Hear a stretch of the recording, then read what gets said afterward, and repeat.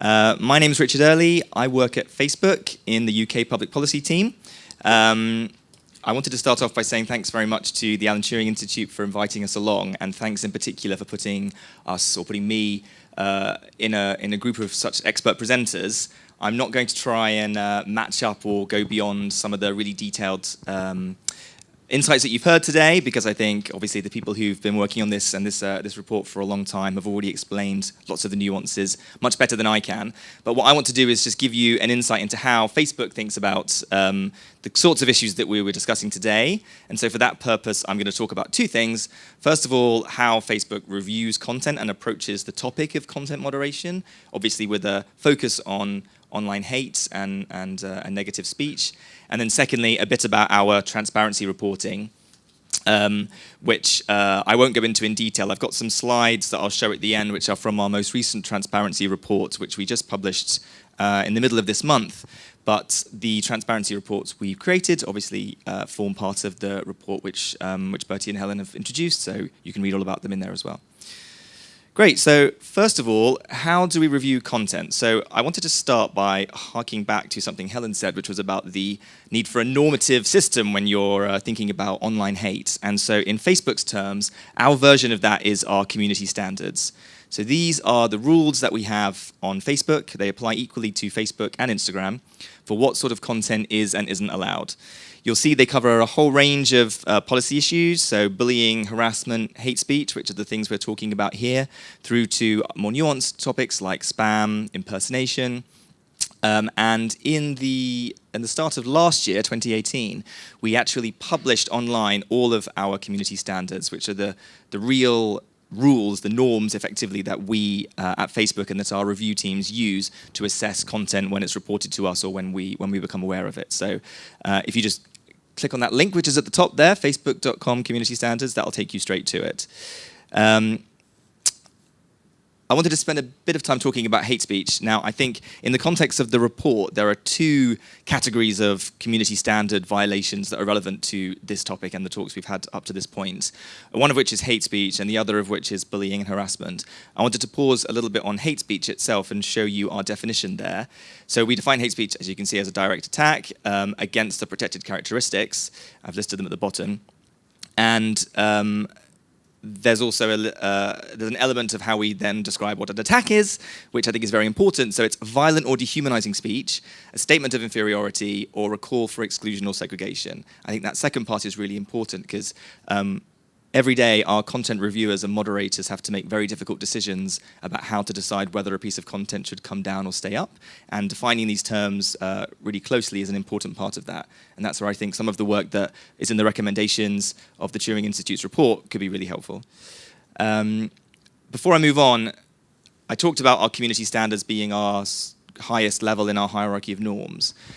It's really important to explain that those rules are not just set by a bunch of 20-somethings living in California. We have a really detailed policy development process, and we call it that, to reflect, to make changes to or add things to our community standards. This involves, I won't talk about through the whole process, but effectively we have an entire team inside Facebook, which is our stakeholder engagement team on the policy side. And when we receive a signal, whether because our reviewers tell us lots of this stuff, we have to leave it up, but we're not sure about it, or when we see lots of reports coming around types of content that we don't even have a policy to report against, for example, we kick off a very extensive process that involves consultation, not just inside the company, but with experts from around the world, NGOs, academics, individual users, businesses, etc., to test out the issue and try and find a way that we could improve that particular rule. And then we have a process we go through internally to approve it, and when it's been approved, we also publish online all the changes to our community standards. So you can see by just searching for this, all of the activity, or the change log it's called, for our community standards. And I think widening the number of people who are involved in that decision-making process is really important to us. We also publish the minutes of the final meeting, which is where the changes to our policies are described, with the presentations that we talk through, which are informed by the insights we got from the experts we consulted with. And I think the more we can bring expert experience and opinion from some of the organizations who've spoken today in particular, the more we can set those top-level rules at the right level for us, and that then blends down into how we tackle these things on a daily basis. One last thing to call out is that you'll see at the bottom here in our community standards, we talk about the protected characteristics that are here, but we also provide some additional protections, for immigration status. And the definition of protected characteristics that we use is extremely wide, and that applies across the entirety of Facebook. These rules are global, so even where hate speech laws in individual countries might not cover all these categories, we still enforce against them. I haven't included the definition of bullying here because I forgot to do it, but also bullying as a concept on Facebook is slightly more complicated because we take into account the identity of the person reporting an instance of bullying when we assess it. That's because it's very difficult, not just for machines, to differentiate between a comment which might be an innocent joke between friends or a comment that's intended to make harm, but even for humans to do it. So even though we do train our reviewers in understanding the nuances, and where issues like this have a local nuance, we rely on local expertise as well to inform those decisions. It's often the case that with bullying, the identity of who reports a case really matters.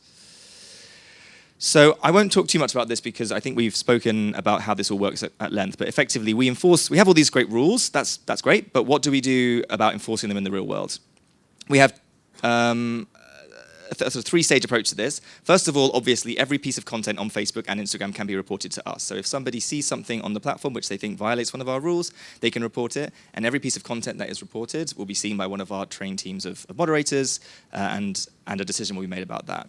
However, of course, it's not really fair for the people who are the subjects of hate speech or other types of extremist behavior online to have to be responsible for reporting it. So that's why naturally we build AI and classifiers which are intended to learn from the decisions that our human moderators have made and apply those at scale.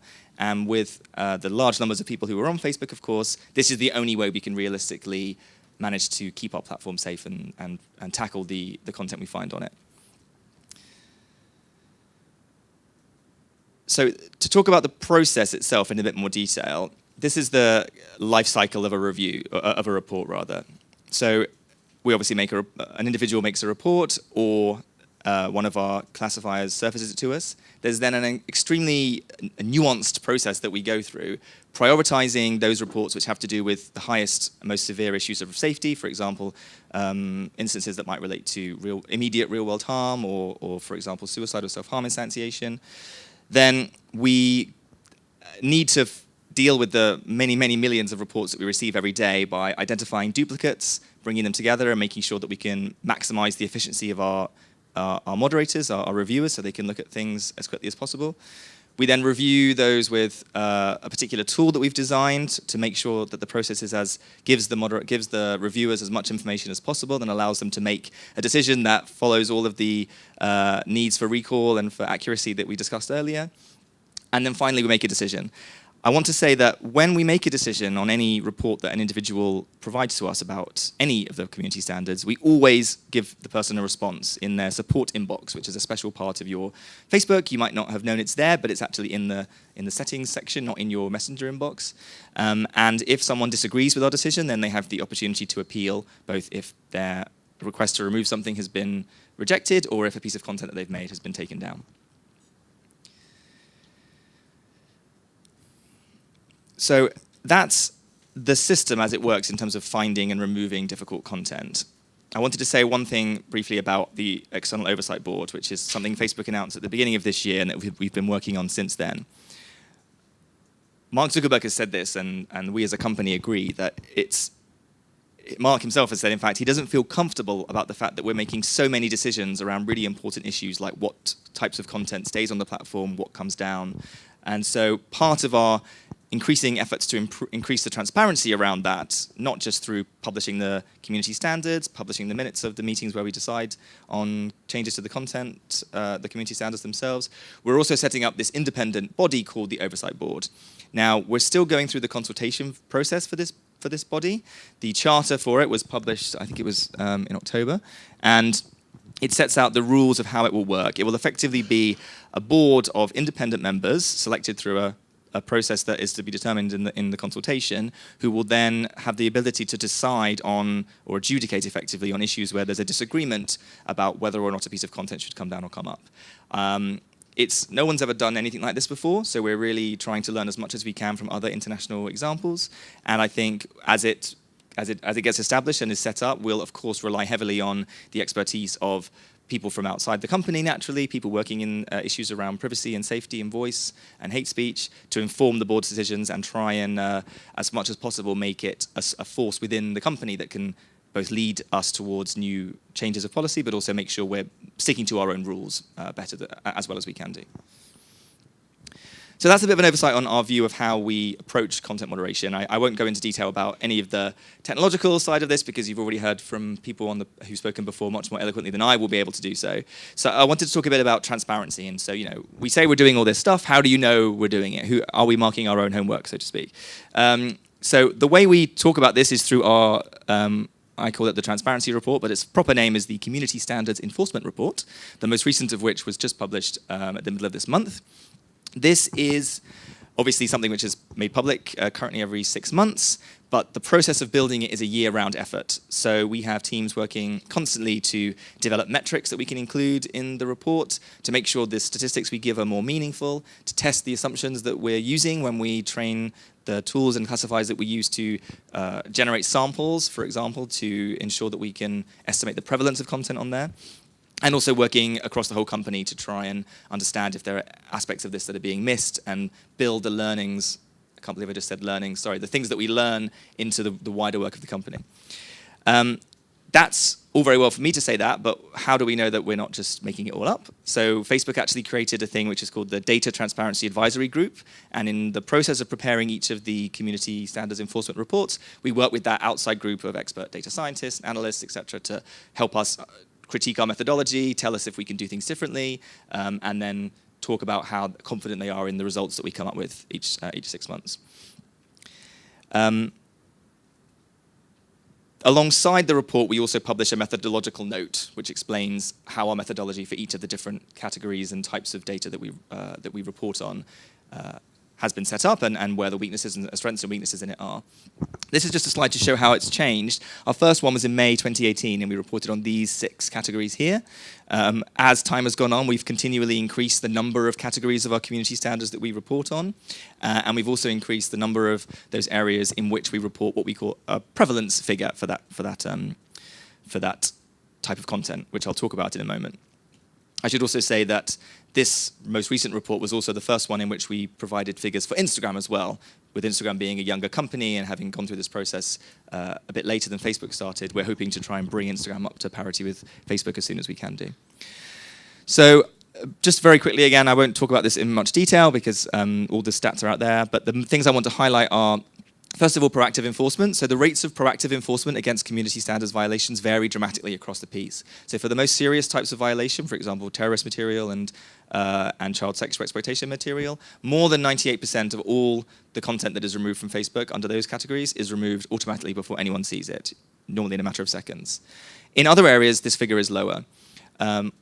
On one of the previous slides, it was mentioned that Facebook, in this report, got our figure for proactively removing hate speech up to 80% in this report. That was up from 66% 6 months ago and only 25% a year ago. That is a product of the fact that as our machines learn more, our machine learning tools learn more and more about how to correctly categorize hate speech, they get better and better at taking it down. And so we're hoping that number will continue to increase. In other areas, the proactive figure is not so high, and that's simply because, as I mentioned before, it's much more difficult for computers to understand the nuances in some kinds of community standards violations, and bullying will be one of those where we still remain at a much lower level than that. Prevalence, 2 minutes to go, which is good because I've only got 2 slides left. Prevalence, I want to talk a bit about this because it's something that's mentioned quite a lot in the Turing's report, and it's something we think about a lot too. What does it mean to say that Facebook removed 7 million pieces of hate speech content in the last 6 months? This question was asked earlier. What's that in context against? How many people are using the platform? How many pieces of content there are on the platform entirely? We think about this a lot, and so we've developed the concept for us of prevalence, which is effectively of every, say, 10,000 views of a piece of content on Facebook, how many of those were violating under one of those categories? We landed on that because we think it matches up most effectively with the question of how is harm being created through access to our platforms. It could be that one piece of content exists on the platform and is never seen at all, or is seen maybe 1 time. and it's on the platform for 3 years. Or it could be that a piece of content is on the platform for just one weekend and is seen millions of times. So we focus on the viewing, the view number, for example, to get to that. And I think our prevalence statistics, we have them available for a number of categories. Unfortunately, not yet for hate speech and bullying, so I can't give one for this presentation. But I think that for us is, and the understanding of how we measure harm in this space is an area where organizations like the Turing and others can really helpfully contribute to the debate by stimulating that discussion around what should we be measuring and how do we know if we've done well. Final thing to say is that I really agree with a lot of the recommendations that were here before. I think there's definitely loads of room for us to increase our transparency. As I said, every report we increase the number of categories we report against. We increase how much we talk about prevalence. We have a whole range of partnerships embedded into this process, but also embedded into our own work on hate speech, working to understand the definitions and how it manifests in the UK, but also elsewhere around the world. Yes, and I think, obviously, as a company, we have a responsibility to continue to make our tools better and better to try and find more of this type of content and take it down before anyone sees it. I think I'll stop there.